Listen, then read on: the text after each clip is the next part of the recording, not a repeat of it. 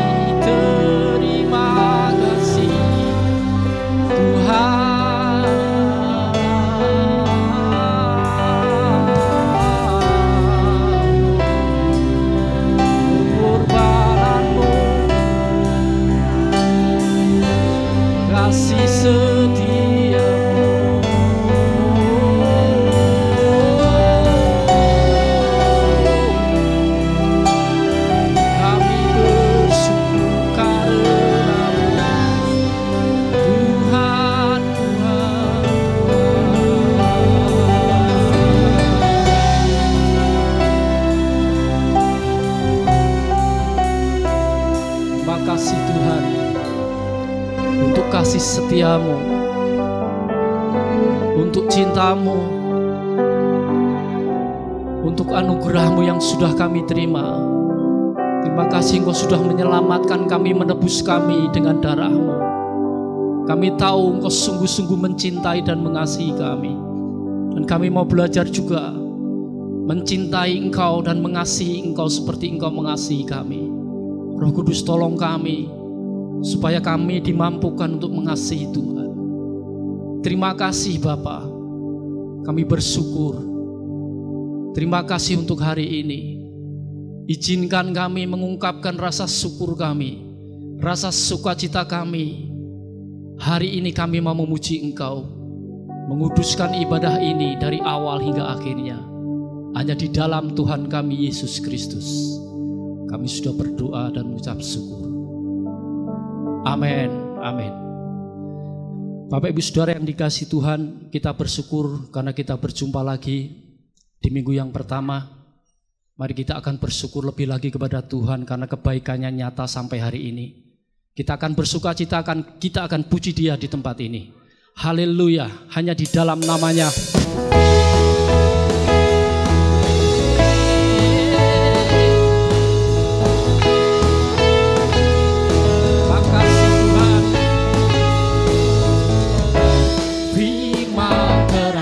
Jalanku, perisai iman di setiap waktu, lindungiku dari segala, tak pernah ku ragu karena Dia bersamaku, setia menjaga dengan kuasa mulia. Dalam namanya Yesus, Dia sungguh mengharapkan di sepanjang hanya di dalam kuasa-Nya pasti tersedia kemenangan bagiku selama-lamanya.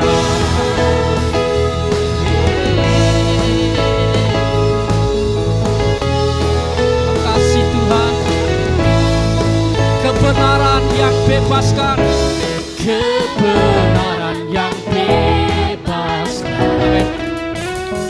Selalu berikanku kekuatan hadapi semua, hadapi semua tantangan.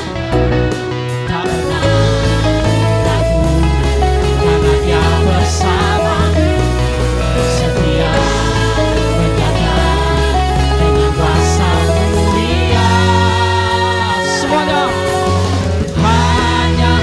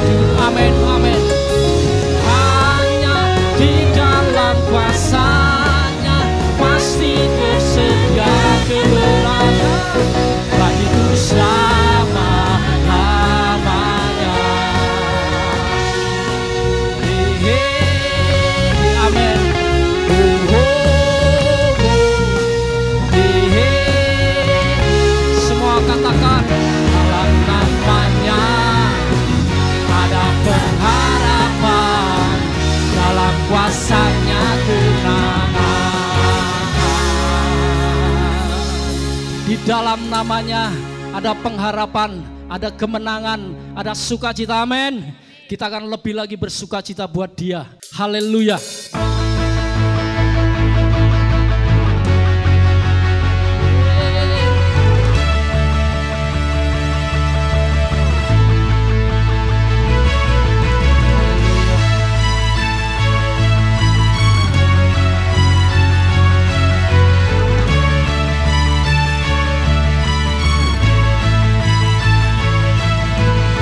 Terbayang kebesaran-Mu dan tak terbanding kekuatan-Mu Tuhan. Berkat bagiku segenap jiwa dan pengharapan telah ku serahkan untuk rencana-Mu Tuhan. Kau Raja atasku, hanya Kau yang layak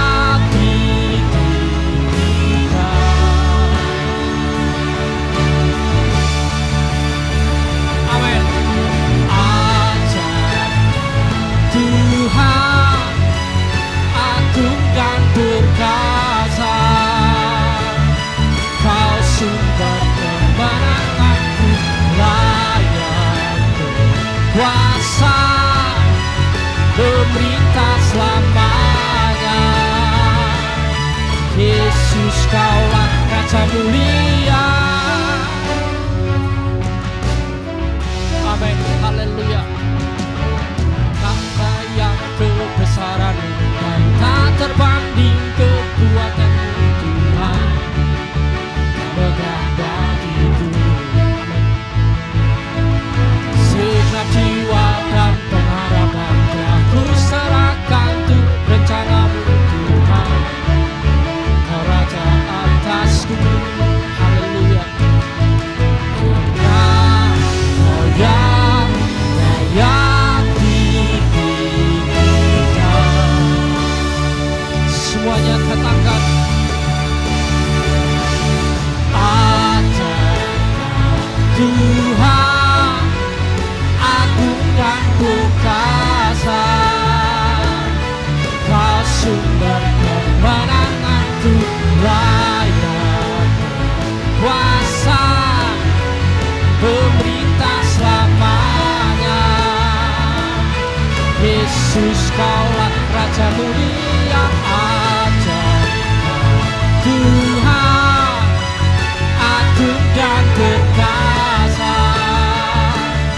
Kau sumber kemenanganku, layak kuasa, pemerintah selamanya. Yesus, Kaulah Raja mulia. Raja di atas segala raja, Yesus Kristus namanya. Haleluya.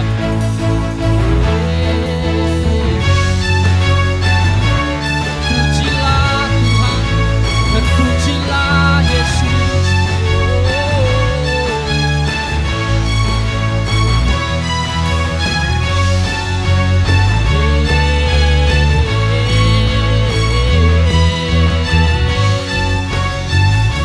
Haleluya.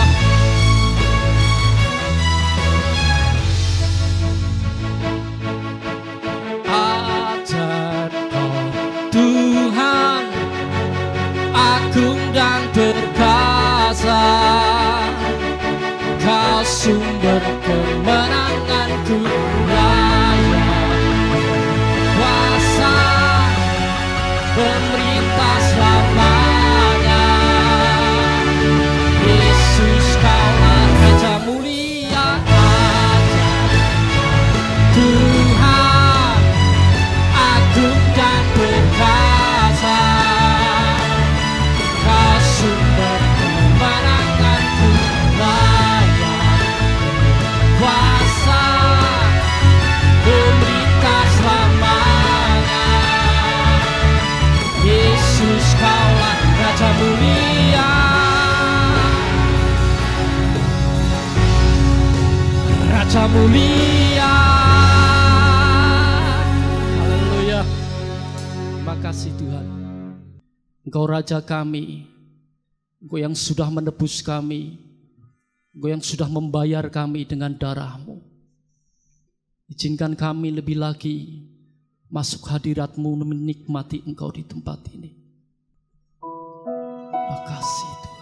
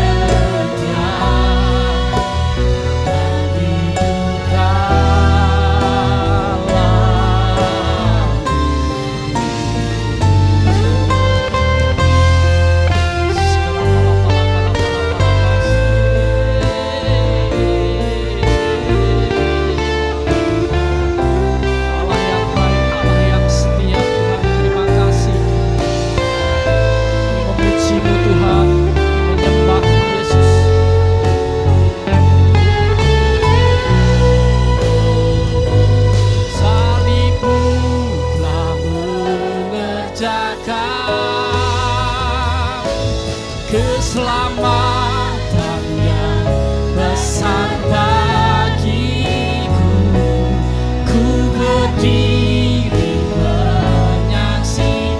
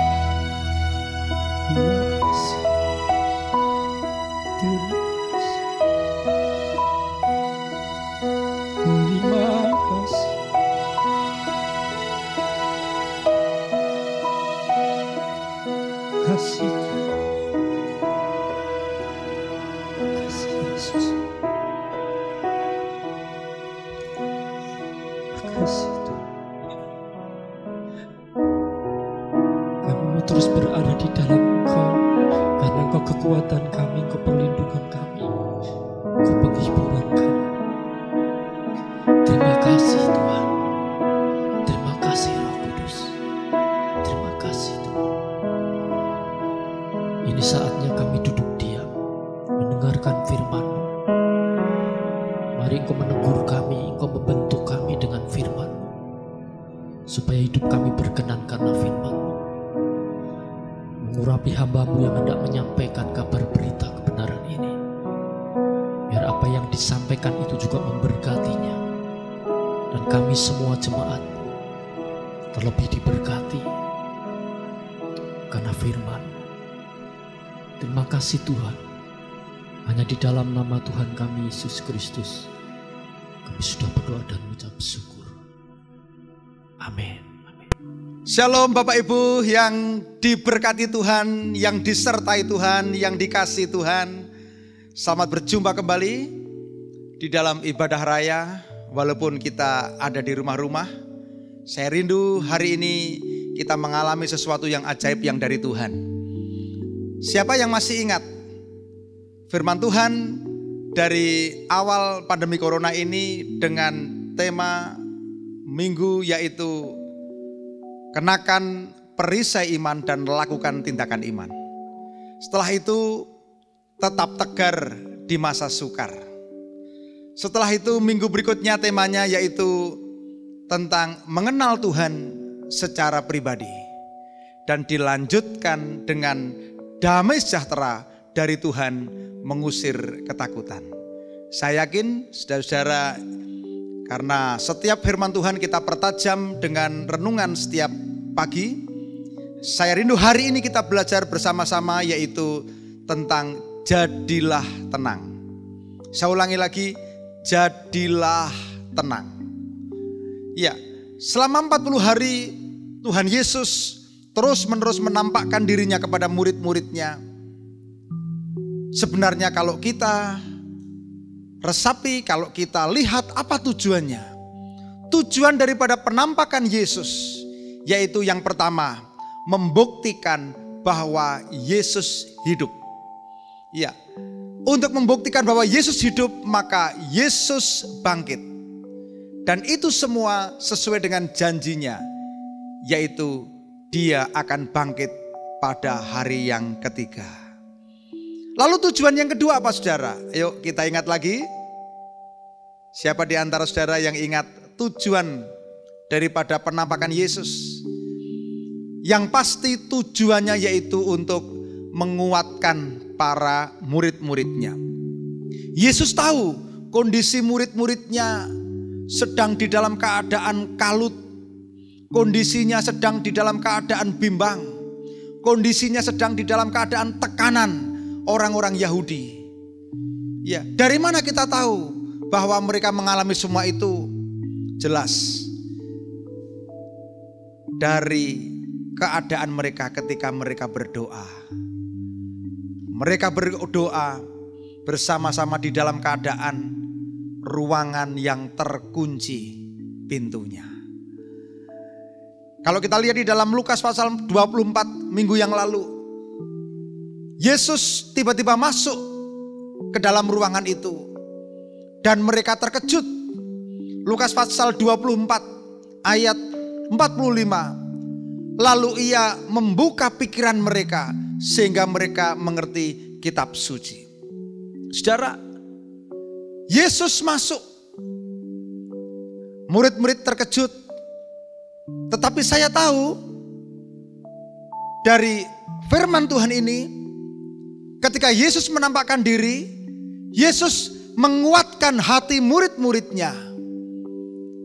Namun ada satu hal yang perlu kita belajar, yaitu apa?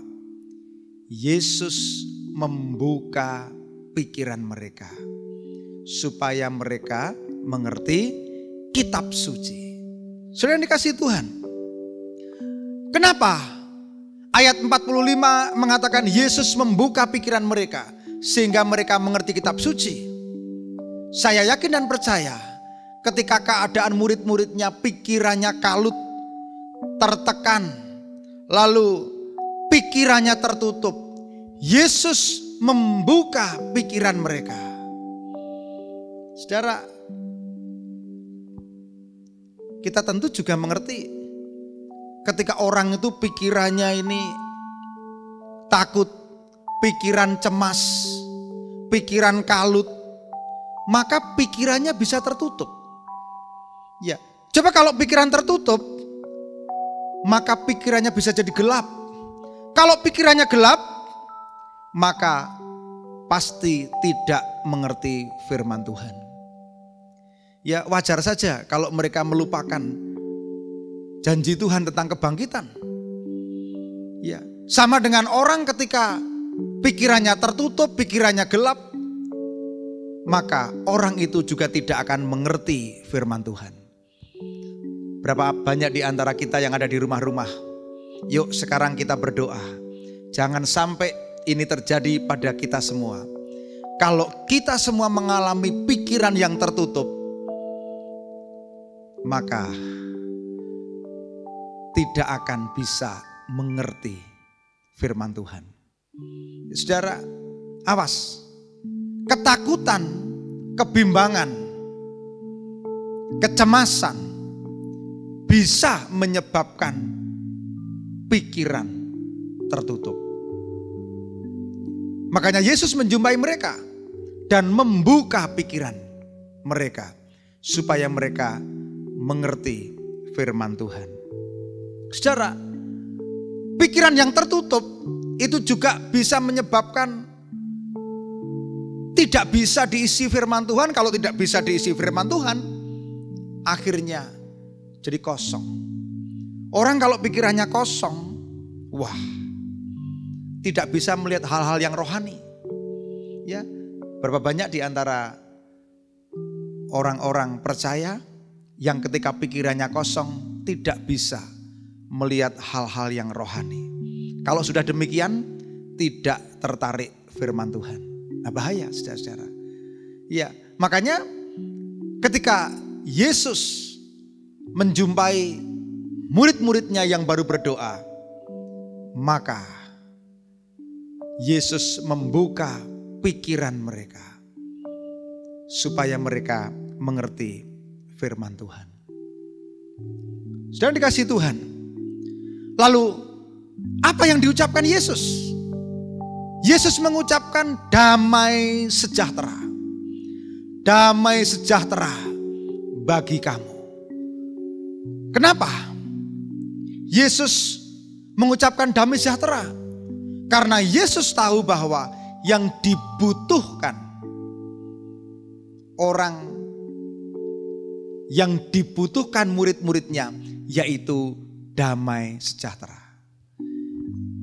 Orang kalau dalam keadaan takut, kalut, cemas, bimbang, sebenarnya kebutuhan utamanya yaitu damai sejahtera. Yesus memberikan damai sejahtera kepada murid-muridnya. Ya. Saudara, Yesus harus menampakkan diri kepada mereka karena Yesus tahu kita ini manusia yang mudah melupakan firman Tuhan, mudah melupakan janji Tuhan. Ya, bahkan Yesus menegaskan kepada mereka dan mengingatkan kepada mereka. Yesus mempersiapkan mereka. Karena apa? Karena murid-murid Yesus harus dipersiapkan untuk menjadi saksi dan juga untuk melakukan sebuah pekerjaan yang besar. Kalau kita lihat di dalam Lukas pasal 24 ayat yang ke-47. Dan lagi dalam namanya berita tentang pertobatan dan pengampunan dosa harus disampaikan kepada segala bangsa mulai dari Yerusalem. Mari semuanya dibaca bersama-sama ayat yang ke-48. Baca bersama-sama. 2, 3. Kamu adalah saksi dari semuanya ini. Dan aku akan mengirim kepadamu apa yang dijanjikan Bapakku. Tetapi kamu harus tinggal di dalam kota ini sampai kamu diperlengkapi dengan kekuasaan dari tempat tinggi. Saudara, Yesus sedang mempersiapkan murid-muridnya untuk sebuah pekerjaan yang sangat besar. Ya, yaitu apa? Pekerjaan untuk menyampaikan berita tentang pertobatan, berita tentang pengampunan dosa kepada segala bangsa. Ini pekerjaan besar. Ya. Dan untuk mempersiapkan itu, maka mereka harus tinggal. Tinggal di mana? Di dalam kota untuk berdoa. Sampai kapan? Sampai kamu diperlengkapi dengan kekuasaan dari tempat tinggi. Sudah dikasih Tuhan. Artinya murid-murid harus tinggal dan berdoa. Ya. Yesus tahu bahwa mereka di dalam keadaan ketakutan. Makanya untuk bisa berdoa dengan baik, maka Yesus memberikan damai sejahtera. Untuk apa? Supaya mereka menjadi tenang. Sudah dikasih Tuhan. Ya. Oleh karena itu kita perlu tahu bahwa damai sejahtera yang diberikan Tuhan, yang diberikan Yesus kepada murid-muridnya adalah damai sejahtera yang sungguh-sungguh sejati. Damai sejahtera yang ilahi. Ya, makanya di dalam Yohanes pasal 14 ayat 27, Yesus berfirman, damai sejahtera ku tinggalkan bagimu, damai sejahteraku ku berikan kepadamu. Apa yang ku berikan tidak seperti yang diberikan oleh dunia kepadamu. Janganlah gelisah dan gentar hatimu. Ya, saudara yang dikasih Tuhan, damai sejahtera yang ditinggalkan Yesus adalah damai sejahtera yang kualitasnya ilahi. Ya, damai sejahtera ini bukan jenis damai sejahtera yang dapat diberikan oleh dunia. Damai sejahtera dari Tuhan Yesus ini adalah damai sejahtera yang dapat membuat muridnya tenang, tidak gelisah, dan tidak gentar hati. Oleh karena itu kalau saya sempat merenungkan, ini Yesus akan meninggalkan murid-muridnya, meninggalkan selamanya. Ya, tetapi ketika mau ditinggalkan, coba kita renungkan apa yang ditinggalkan Yesus. Apakah Yesus meninggalkan senjata? Apakah Yesus meninggalkan uang yang banyak? Tidak. Dia hanya katakan, damai sejahtera ku tinggalkan kepadamu. Ya, seminggu penuh kemarin renungan selalu berbicara tentang damai sejahtera. Kenapa? Penting sekali murid-muridnya mengalami damai sejahtera supaya bisa berdoa. Bapak Ibu, siapa di antara saudara-saudara yang hari-hari ini berdoa secara keluarga, berdoa secara pribadi, bahkan saudara sungguh-sungguh berdoa menurut jam yang saudara ambil untuk berdoa? Saya sungguh berharap kita semua dapat berdoa. Makanya untuk bisa berdoa harus tenang. Iya, harus ada damai sejahtera yang dari Tuhan. Sudah dikasih Tuhan. Sama seperti yang dialami murid-muridnya. Untuk mempersiapkan satu pekerjaan yang besar. Supaya berita pertobatan, berita tentang Injil sampai ke bangsa-bangsa. Murid-murid harus diperlengkapi dari tempat yang maha tinggi. Makanya dia harus berdoa. Untuk bisa berdoa, dia harus tenang. Makanya diberikan damai sejahtera ku tinggalkan kepadamu. Ketika damai sejahtera ditinggalkan, mereka bisa berdoa.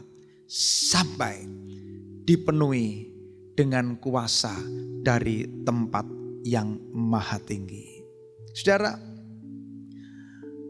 saya tidak perlu mengulang-ulang bahwa sekarang ini semua orang mengalami yang namanya tekanan, kegelisahan, ketakutan, kecemasan. Ya, ada banyak pengangguran, masalah ekonomi. Ya, ada banyak orang yang jadi ODP. Singkatan dari apa? Ora duwe penghasilan. Kalau sudah seperti itu lalu meningkat lagi jadi PDP. Apa? Positif dadi pengangguran. Ini bukan sesuatu yang dapat ditertawakan. Ini masalah serius. Masalah hidup dan mati. Sehingga sekarang ini banyak masalah keamanan. Ya, berhari-hari saya kadang-kadang kalau ronda sampai jam 1, ya mau pulang kok banyak orang, ramai sekali. Wah, rupanya semangat semua. Banyak digiatkan ronda karena merasa tidak aman. Mulai direncanakan pintu-pintu akses keluar desa ditutup, hanya dikasih satu akses. Kenapa? Ini reaksi daripada situasi yang sekarang ini. Ini keadaan yang sekarang ini dihadapi. Belum lagi ada yang namanya virus. Yang bahaya ini virus namanya virus bosan. Satu sisi keluarga yang tidak mampu bergelut kepada pemenuhan kebutuhan. Tetapi keluarga yang mampu, yang punya tabungan, yang punya yang dimakan, bosan. Saudara, sangat disayangkan. Ya. Sebenarnya bosan ini karena hanya tidak bisa memanfaatkan waktu dengan baik. Iya. Saya kemarin ngobrol sama teman, iya Pak, ini di dunia ini malah situs porno penggunaannya meningkat. Waduh, ini adalah orang-orang yang bosan tapi salah jalan, salah sesat. Ya, karena apa? Menjadi tidak produktif. Ya, karena sebenarnya banyak waktu yang bisa kita manfaatkan untuk banyak berkarya. Ya, di tengah-tengah situasi ini saya sendiri selaku gembala sidang, saya sangat diberkati. Kenapa saudara-saudara? Karena semenjak Tuhan menyuruh kepada saya membuat renungan bersuara selama durasi 10 menit. Waduh, saya ini banyak belajar menanti-nantikan Tuhan. Hampir setiap menit saya gunakan untuk bertanya tentang tema renungan, tentang kata-katanya. Kalau yang hanya mendengar sih mudah ya. Tetapi bagi saya, walaupun saya ini seorang hamba Tuhan yang sudah lama, tapi cukup jadi pergumulan. Tapi hasilnya saya malah bersyukur. Kenapa? Karena saya ini tidak sadar. Sebenarnya itu renungan sudah sejak kapan saudara? Sejak tanggal 24 Maret. Wah, kalau saya hitung berarti sampai hari ini sudah 39. Waduh, puji Tuhan. Saya merasa bahwa Tuhan itu baik. Di tengah-tengah situasi ini tetap berkarya. Kenapa? Karena kalau orang di pikirannya ini kalut, cemas, takut, gak diisi firman Tuhan. Waduh, apa yang bisa terjadi saudara-saudara? Ya, belum yang lainnya. Sementara ini kita juga full persiapan selama 1,5 bulan untuk menunggu beroperasinya radio streaming. Namanya apa saudara? Coba tanya bapaknya, tanya ibunya. Radio kita namanya apa? Ya, sudah ada yang jawab? Saya enggak dengar saudara. Kalau ibadah raya saya bisa dengar lah. Saudara di rumah saya enggak bisa dengar. Ya. Namanya apa? Yuk kita ngomong bersama-sama. Namanya Radio Suara Pengharapan. 1, 2, 3. Radio Suara Pengharapan. Ya, 50 tahun lagi nanti Mas Bayu, Mas Rizky, Mas Evanya, Mas Yesaya, Mas Michael dan lain-lain, Om Peter akan ingat ya, ini dulu radio lahirnya pada waktu ada pandemi corona. 50 tahun lagi. Iya. Coba kalau saudara sekarang usia 20 berarti umur 70 nanti. Oh, berarti orang-orang dahulu ketika ada corona bukan diam berpangku tangan, tetapi mengerjakan sesuatu yang luar biasa. Amin saudara-saudara. Nah, kita nggak boleh kita terintimidasi dengan corona. Jangan ada virus bosan. Harus kita lakukan sesuatu yang produktif. Saudara, ya, ada di antara saudara juga banyak yang saya lihat belajar menabur. Iya. Ya, sudah banyak paket kita keluarkan untuk banyak saudara, apalagi yang di PPA. Ya, menabur. Saya yakin saudara nggak usah tunggu kaya raya dulu. Ada banyak saudara kita jemaat yang membutuhkan, bahkan kemarin non jemaat juga membutuhkan. Ya, yuk kita belajar menabur. Ini kesempatan. Ya, masing-masing kita bisa berkarya. Saya yakin di antara saudara-saudara masing-masing bisa berkarya. Ada bisa belajar komputer, belajar multimedia, belajar banyak hal. Ya, kemarin saya lihat Mbak Wiji mengumpulkan anak-anak 8 orang yang PPO, bukan PPA ya, PPO ya. Mereka bersama-sama diomongin, yuk kita mau belajar multimedia. Ya, manfaatkan. Ya, walaupun tetap masih mentaati peraturan pemerintah, kita harus produktif. Ya, saudara-saudara, berikutnya virus lengah. Jangan lengah. Ya, kita ini ada di zona hijau. Wah, nanti lengah. Jangan, tetap berhati-hati. Ya, saudara, oleh karena itu kembali kepada topik kita tadi. Yesus ingin supaya murid-muridnya menjadi tenang. Iya, muridnya menjadi tenang supaya bisa berdoa. Ya, kalau nggak tenang, nggak bisa berdoa. Harus tenang supaya bisa berdoa. Mari kita semua baca firman Tuhan dari 1 Petrus pasal 4 ayat yang ke-7, kita baca bersama-sama. 2, 3. Kesudahan segala sesuatu sudah dekat. Karena itu kuasailah dirimu dan jadilah tenang supaya kamu dapat berdoa. Iya. Iya. Jadi firman Tuhan dengan jelas mengatakan bahwa kesudahannya sudah dekat. Kuasailah dirimu. Ya. Supaya kamu dapat berdoa. Jadilah tenang. Ya, makanya murid-muridnya ketika 40 hari ya berdoa, menanti untuk diperlengkapi dengan kuasa yang maha tinggi. Yesus ingin supaya mereka tenang, bisa berdoa, maka diberikan damai sejahtera. Ya, tenang itu penting, saudara. Coba kalau orang keadaan tidak tenang, tidak bisa berdoa. Ya, orang di dalam keadaan kalut nggak bisa berdoa. Tenang itu penting. Butuh ketenangan. Masih ingat? Saya yakin Daud ketika menghadapi Goliat, dia tidak panik, tapi dia tenang. Dia bisa memandang Tuhan. Dia bisa memenangkan karena tenang. Saudara, saya percaya Paulus dan Silas ketika mereka ada di penjara bawah tanah, dia juga tenang. Terbukti apa? Di dalam Kisah Rasul pasal 16 ayat 25. Ketika mereka tengah malam mereka memuji Tuhan. Memuji Tuhannya nyaring sampai orang lain mendengar, padahal itu di bawah tanah. Ya, saudara. Paulus dan Silas ini walaupun dalam keadaan tertekan, walaupun di dalam keadaan di penjara di bawah tanah, tangan kakinya dibelenggu, dia tenang berdoa. Ya, saudara, siapa di antara saudara yang jarang doa? Hati-hati, jangan-jangan saudara kalut. Ya, menghabiskan waktu untuk olahraga. Olahraga penting, tapi coba harus berdoa. Saudara menghabiskan waktu berjam-jam untuk ronda. Ronda itu penting, tapi jangan lupa berdoa. Amin. Iya, saudara, saya juga yakin ketika Daniel ada di gua singa, dia juga tenang. Coba apa yang terjadi ketika Daniel ada di gua singa? Wah, dia panik begitu. Enggak, dia tenang. Ketika dia tenang, dia bisa berdoa dan datang pertolongan Tuhan. Amin. Iya.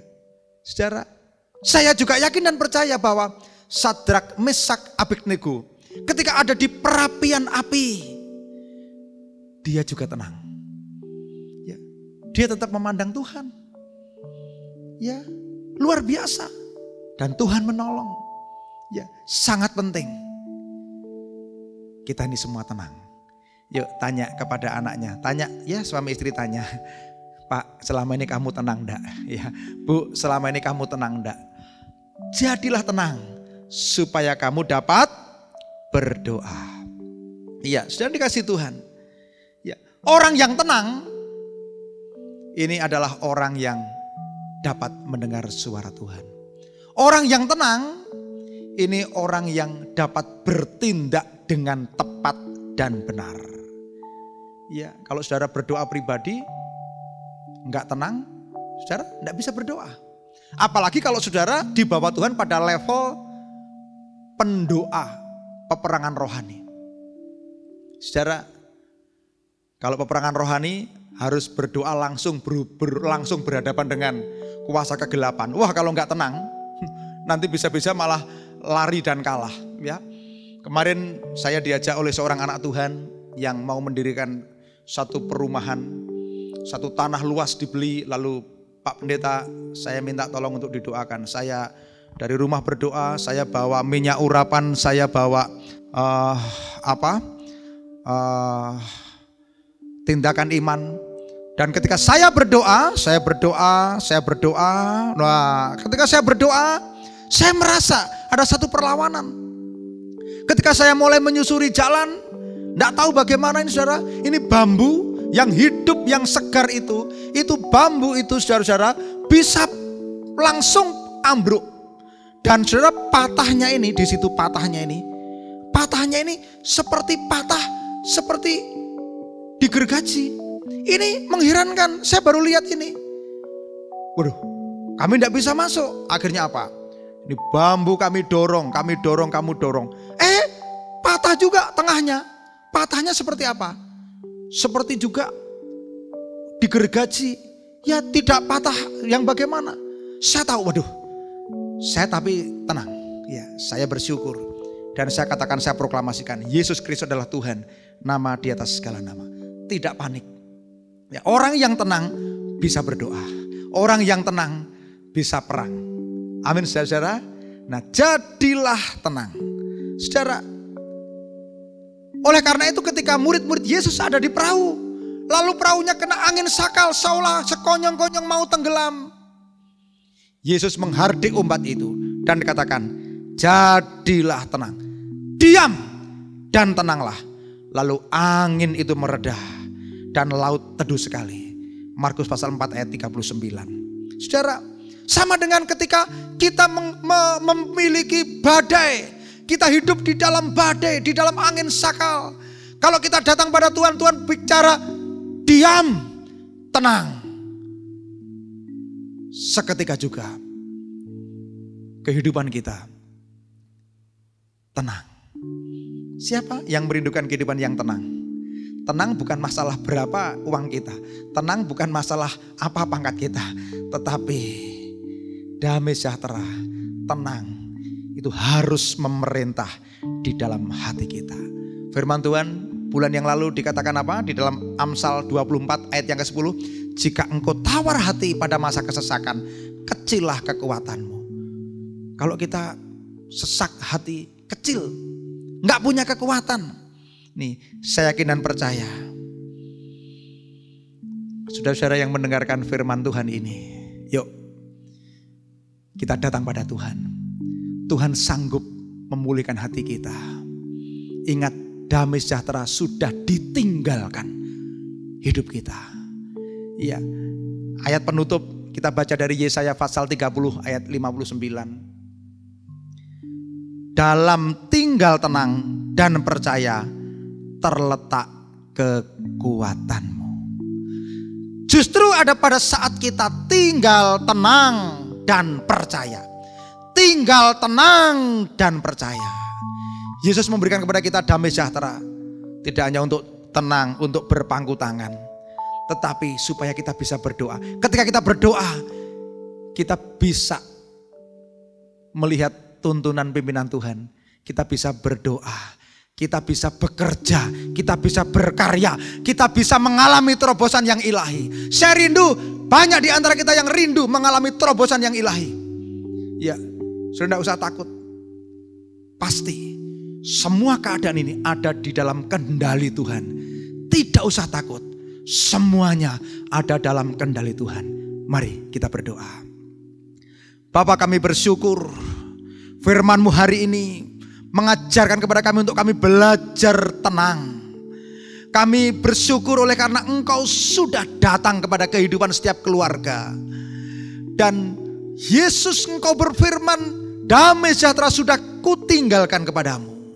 Kami rindu damai sejahtera yang dari Tuhan itu memerintah hati kami, supaya kami tenang, supaya kami bisa berdoa, supaya kami dapat menangkap hal-hal yang ilahi yang dari Tuhan. Karena kami tahu sebagai umat Tuhan, kami harus melakukan pekerjaan yang besar, harus memberitakan pertobatan Injil kepada semua bangsa. Terima kasih Bapa, kami bersyukur di dalam nama Tuhan Yesus. Kami berdoa, yang percaya berkata, amin. Bapak Ibu semuanya, mari kita bersama-sama masuk di dalam persekutuan dengan kurban Kristus. Kita akan bersama-sama mengingat kurban Kristus, bersekutu dengan tubuh dan darah Yesus. Kita akan bersama-sama mempersiapkan diri kita. Kita ambil roti dan anggur.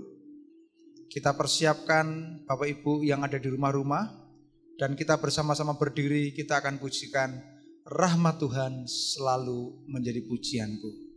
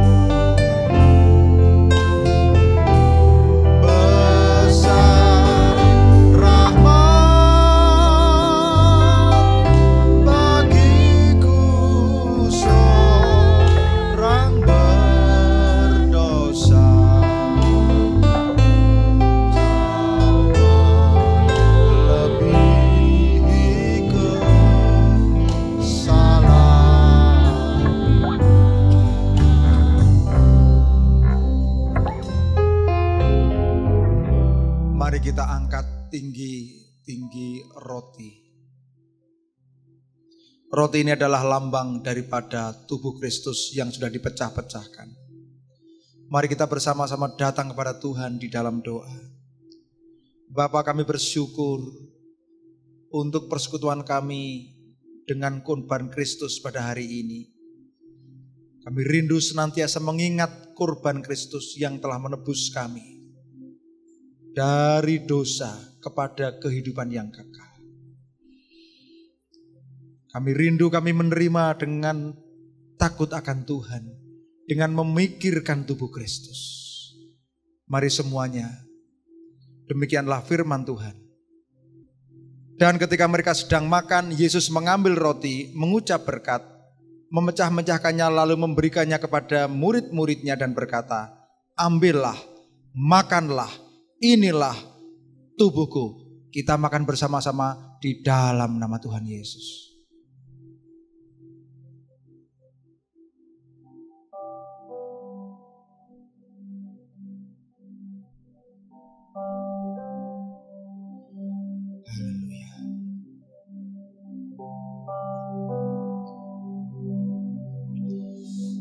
Kita angkat cawan tinggi-tinggi di atas kepala kita. Demikianlah firman Tuhan. Sesudah itu ia mengambil cawan, mengucap syukur lalu memberikannya kepada mereka dan berkata, minumlah kamu semua dari cawan ini. Sebab inilah darahku, darah perjanjian yang ditumpahkan bagi banyak orang untuk pengampunan dosa. Kita minum bersama-sama.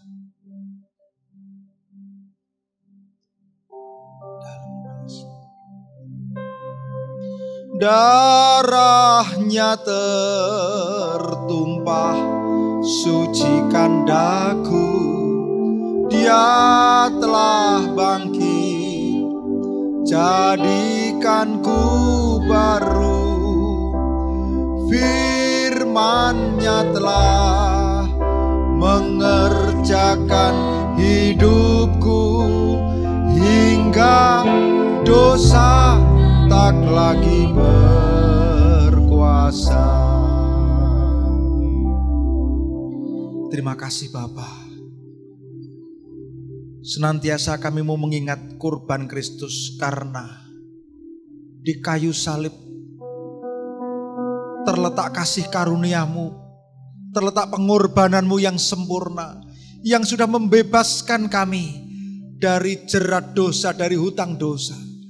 Terima kasih oleh karena korban-Mu, hidup kami sudah dikuduskan. Kami berhak memperoleh pengharapan yang kekal, yaitu kerajaan surga, di dalam nama Tuhan Yesus Kristus. Kami berdoa. Yang percaya berkata, amin.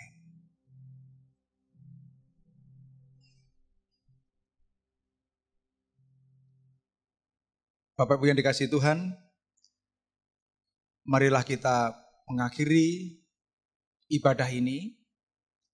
Dan saya tetap terus-menerus mendorong kepada Bapak Ibu untuk mengikuti renungan setiap pagi dan juga ibadah di rumah-rumah. Kita akan bersama-sama menyanyikan pujian Terima Kasih Tuhan untuk kasih setia-Mu.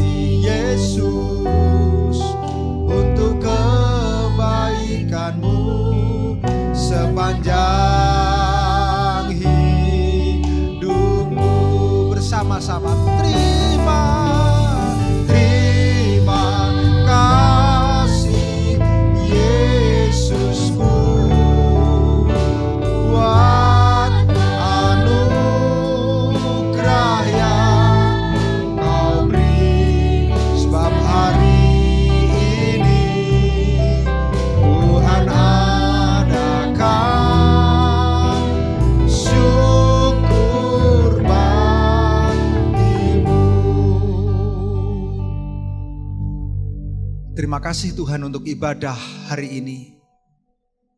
Tuhan sudah membuat hidup kami bergairah ketika kami berjumpa dengan Tuhan. Terima kasih untuk setiap persembahan pujian yang keluar dari mulut kami, biarlah menjadi bau harum di hadirat-Mu. Terima kasih untuk firman-Mu yang sudah menyegarkan kami semua. Sekarang kami semua bersama-sama mengakhiri ibadah ini di dalam kasih setia-Mu. Mari jemaat tengadahkan tangan-Mu. Kiranya berkat yang terbaik, berkat pertumbuhan rohani, berkat roh yang takut akan Tuhan, berkat anugerah keselamatan, berkat pimpinan dan penyertaan Allah Bapa, Anak, dan Roh Kudus di dalam nama Tuhan Yesus Kristus. Segala berkat rohani, berkat jasmani memenuhi hidupmu mulai sekarang sampai selama-lamanya. Di dalam nama Tuhan Yesus yang percaya berkata, amin. Kiranya Engkau memberkati aku berlimpah-limpah dan memperluas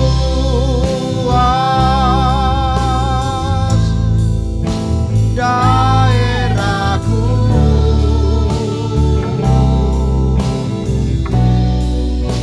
dan kiranya tanganmu menyertai aku dan melindungi aku daripada malapetaka, sehingga kesakitan tidak menimpa aku.